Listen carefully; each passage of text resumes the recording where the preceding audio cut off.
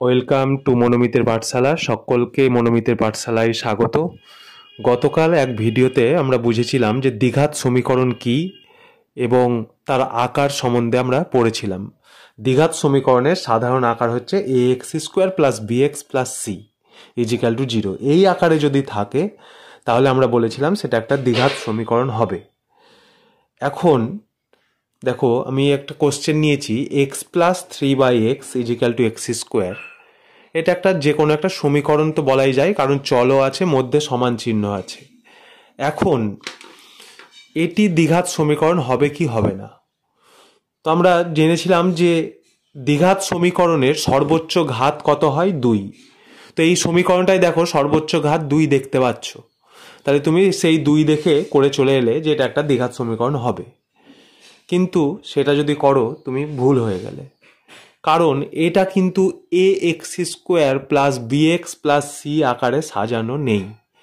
তাহলে দ্বিঘাত সমীকরণ হবে কি হবে না সেটা জানার জন্য ফার্স্ট টাইম তোমার কাজ হচ্ছে ax² + bx + c = 0 আকারে সাজিয়ে নিতে হবে।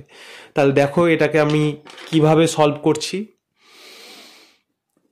তাহলে এখানে এদিকটাকে প্রথমে ভগ্নাংশের যোগ, তাহলে x² + 3 = x²। তাহলে এটাকে যদি তুমি কোনাকুনি গুণ করে দাও তাহলে পাবে x³ = x² + 3। একদিকে নিয়ে এসো x³ - x² - 3 = 0। তাহলে এই সমীকরণটাতে দেখো যে x এর সর্বোচ্চ ঘাত কত হয়ে যাচ্ছে? 3। অতএব এটি কিন্তু দ্বিঘাত সমীকরণ নয়। এটিকে ax² + bx + c আকারে সাজানো গেল না। আশা করি এটা তোমাদের ক্লিয়ার হলো। এর পরের কোশ্চেনটাতে চলে এসো। দেখো x² - 6√x + 2 = 0। এটা একটা দ্বিঘাত সমীকরণ হবে কিনা? এটাও ছাত্ররা খুব ভুল করে। x এর সর্বোচ্চ ঘাত দেখে নেয় 2 দিয়ে করে চলে আসে দ্বিঘাত সমীকরণ হবে, কিন্তু এটিও কিন্তু দ্বিঘাত সমীকরণ হবে না। তার কারণ x² - 6√x মানে x এর মাথায় আছে কত? হাফ, +2 = 0। যখনই তুমি x এর মাথায় কোনো ভগ্নাংশ পেয়ে যাচ্ছ বা ঋণাত্মক সংখ্যা পেয়ে যাচ্ছ, তখন কিন্তু সেইটাকে ax² + bx + c আকার বলা গেল না। তাহলে এই ক্ষেত্রেও এটা দ্বিঘাত সমীকরণ হবে না। তার কারণ x এর মাথায় এখানে দেখো একটা ভগ্নাংশ আছে, তাহলে এটা ax² + bx + c = 0 আকারে প্রকাশ হচ্ছে না, তাই এটি একটি দ্বিঘাত সমীকরণ হবে না। এবার থার্ড কোশ্চেনটা দেখো কি বলেছে, x + 2³ = x × x² - 1 সমীকরণটিকে ax² + bx + c = 0 দ্বিঘাত সমীকরণের আকারে প্রকাশ করো। তাহলে এটা দেখেই কিন্তু আমি বলতে পারছি না যে এটা একটা দ্বিঘাত সমীকরণ হবে কি হবে না। ফার্স্ট টাইম তোমার কাজ হচ্ছে কি, ax² + bx + c = 0 দ্বিঘাত সমীকরণের আকারে প্রকাশ করে নাও। তাহলে এখানে a + b³ এর সূত্রটা তোমাকে জানতে হবে। a + b³ এর সূত্রটা কি? a³ + 3a² b + 3ab² + b³। তাহলে দেখো এখানে একটা আমি সমীকরণটা লিখে নিয়েছি। প্রথমে x + 2³ = x × x² - 1।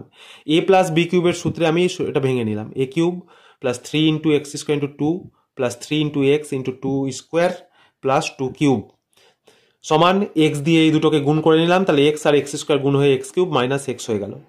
এবার দুদিকেই দেখো x³ আছে, দুদিকে একই জিনিস থাকলে আমরা কি জানি? ক্যান্সেল করে দিতে পারা যাবে। এবার -x যেটা আছে সমানে এদিকে নিয়ে চলে এসো, তাহলে কি হয়ে যাবে? +x। সমীকরণটা আলটিমেটলি কি দাঁড়ালো? 6x² + 13x + 8। দেখো এবার তোমরা যে x² + bx + c আকারে সাজানো গেছে কিনা। দেখো এটা এখানে x² আছে, x আছে এবং ধ্রুবক পদ আছে, অর্থাৎ এটি ax² + bx + c = 0 আকারে সাজানো গেছে। তো এবার আমাদের প্রশ্ন বলেছে যে x², x, x⁴ সহগ নির্ণয় করো।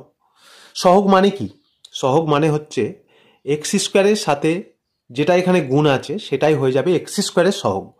অর্থাৎ x² এর সহগ আমরা কি দেখতে পাচ্ছি? কি গুণ আছে x² এর সাথে? 6। অর্থাৎ x² এর সহগ হয়ে গেল 6। x এর সহগ যখন আমরা নির্ণয় করব, x এর সাথে কি গুণ আছে দেখব। x এর সাথে কি গুণ আছে? 13। অর্থাৎ x এর সহগ হয়ে গেল +13। এবং x⁴ সহগটা কত হবে? তো এখানে আমরা দেখতে পাচ্ছি x⁴ তো এখানে নেই। তো এখন মনে রাখবো যে এক্স টু দি পাওয়ার জিরোর সহগ হচ্ছে, যেটা ধ্রুবক পদ শুধু পড়ে আছে সেটাই হয়ে যাবে এক্স টু দি পাওয়ার জিরোর সহগ।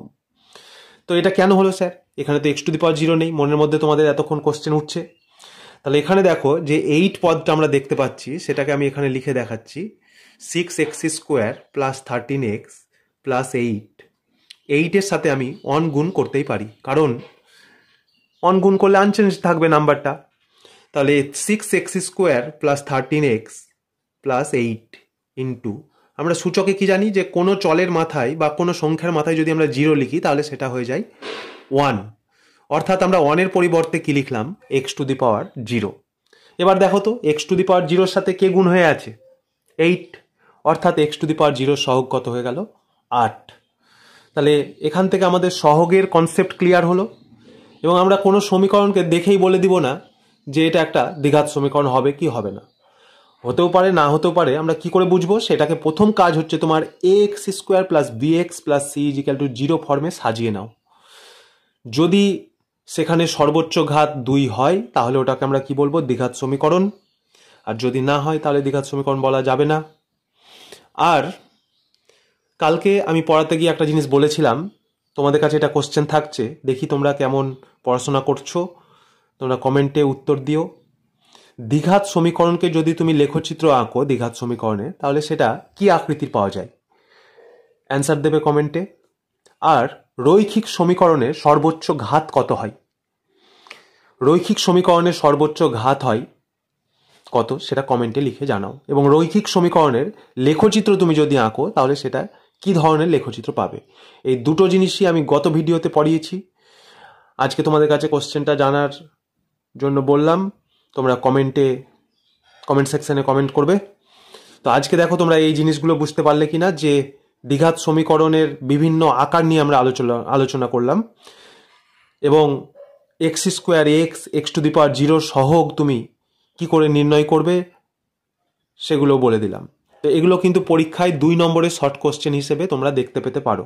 আর হ্যাঁ, এই প্রসঙ্গে বলে রাখি যে এই দ্বিঘাত সমীকরণ থেকে তোমাদের 3 নম্বরের একটা কোশ্চেন আসবে, 2 নম্বরের একটা শর্ট কোশ্চেন, দুটো ধরে রাখো, তাহলে ওভারঅল তুমি 7 থেকে 8 নাম্বার কিন্তু মাধ্যমিক পরীক্ষায় দেখতে পাবে এই ফার্স্ট চ্যাপ্টার থেকে। তাহলে তোমাদের এর পরের যেটা ভিডিও আসতে চলেছে সেটা হচ্ছে দ্বিঘাত সমীকরণকে আমরা কিভাবে সমাধান করব। অর্থাৎ সমাধান মানে কি? সমাধান মানে হচ্ছে এক্স এর মান কি করে নির্ণয় করব। তো এক্স এর মানগুলোকে আমরা বলবো সমাধান বা বীজ। পরের ভিডিওতে চোখ রেখো, আমরা দ্বিঘাত সমীকরণ কি করে সমাধান করতে হয় সেটা ডিটেলসে শিখব। থ্যাংক ইউ, ধন্যবাদ।